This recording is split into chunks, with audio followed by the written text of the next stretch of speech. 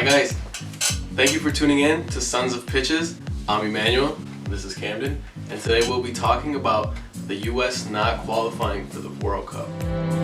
It was a perfect storm kind of night where everything that could have possibly went wrong did. In this stadium and in two other stadiums across the region. This game. So the United States, as we all know already, failed to qualify for the World Cup for the first time since 1986, with only 3 wins and 3 draws out of 10 games, finishing 5th in the table.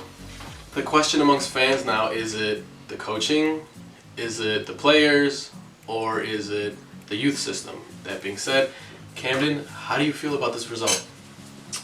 Well, obviously not qualifying for the World Cup is a very disappointing Very thing. disappointing. But I guess we gotta kind of like look forward into the future and change things. Change things. Yeah. Do you feel that the U.S. soccer team is arrogant in a sense? They came into this game with a chip on their shoulder, like, oh, Trinidad Tobago's bottom of the table, we're the U.S., 1 win, and we're in the cup.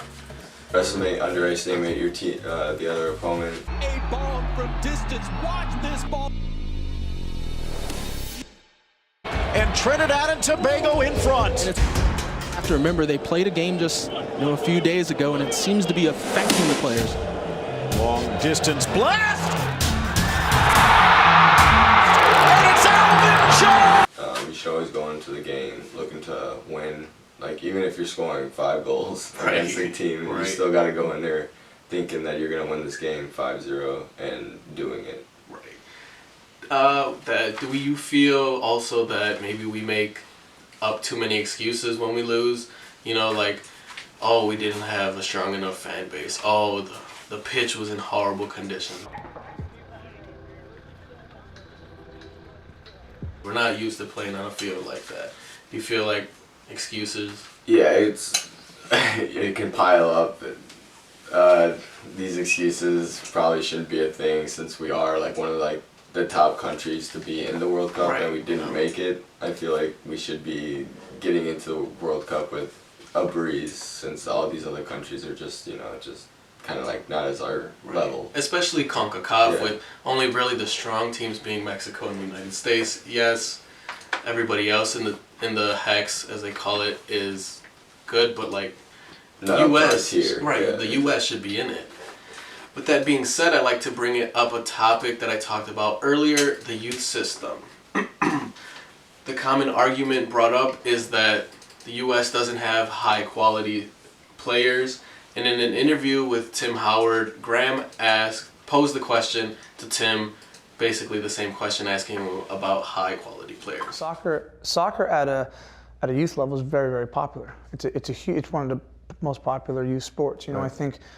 I think America, as individual teams, as a league, as a country, as a federation, we need to get into the inner cities more. We need to get into the Black communities, the Latino communities. What do you think of that, Camden? Do you feel like his answer was valid? Yeah, I feel like if we do go deeper into our slums, that we can find better players, or like the money for the academy, like out of my experiences, were like way too much to travel or do anything, so I quit. But like that's part of the reason why some like us as the USA are not doing so very well in the youth academy. We're like in like Australia or England, that they're like wanting them to play, like they're like offering them money to play, and they're only 17 or like 18 years old playing for that. It's actually funny that you bring the money topic up, because that's what I was going into next. In that same interview, Graham asked him, how do you think it has to deal with the lack of money? Because Graham's asking him, oh, do you think there's not enough money into it? And this is the response. In America, we think of the sport as having to have soccer moms and jugs of sports drinks and all the uniforms paid for. It's too much. There's almost too much money involved in the youth side of the game, if that makes sense. Because when you look at soccer, it costs a fortune for a kid to go to the tournament, pay the dues. So what do you think of that? Well, I do agree, like the money is a big problem, and for like players that don't have enough money and that are like really good, like Messi and Ronaldo were like bottom like of their Right. it's like fucking country, and they And they ended up being like the top players of our Look world. at them now. Yeah, you like know? I feel like if we go deeper in and not make it so much money, then we can have like top talent, and like places like England have like 20 leagues in there, like non-leagues that can still get you up to the leagues, like Vardy or Harry Kane. Right, like Vardy got scouted from a Sunday League team. Yeah.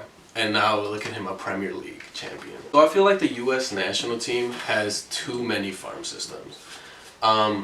Is that I feel like that's not a good thing, having too many farm systems, because then all your talent is spread out everywhere and you can't keep an eye on it, you know? So I feel that we should cut down the farm systems, have maybe one big tournament, you know, like all over the U.S., but have it every so often, and then invite everybody, you know, like, oh, you have a Sunday league, come play, pay $500, and we'll make sure we have top-notch scouts there, so you have, you know, an opportunity to go. Yeah, so those younger players can find a top player, because like in America we only have the MLS. Like there's not many branches you can go off to like professionally. And also, I've heard that if you are in an MLS farm, that you have to play college. And in Pulisic's situation, he didn't play college. He got scouted by Borussia Dortmund, and look where he's at. He lifts it up and over, full set. Wonder Boy strikes again.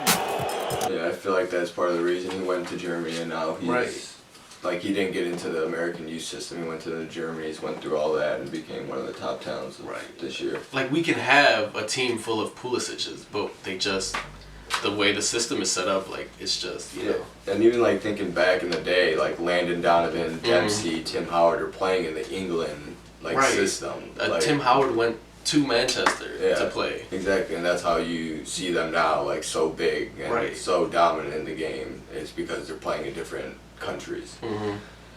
Well, that's all the time we have for today. For myself, in Camden, have a good night.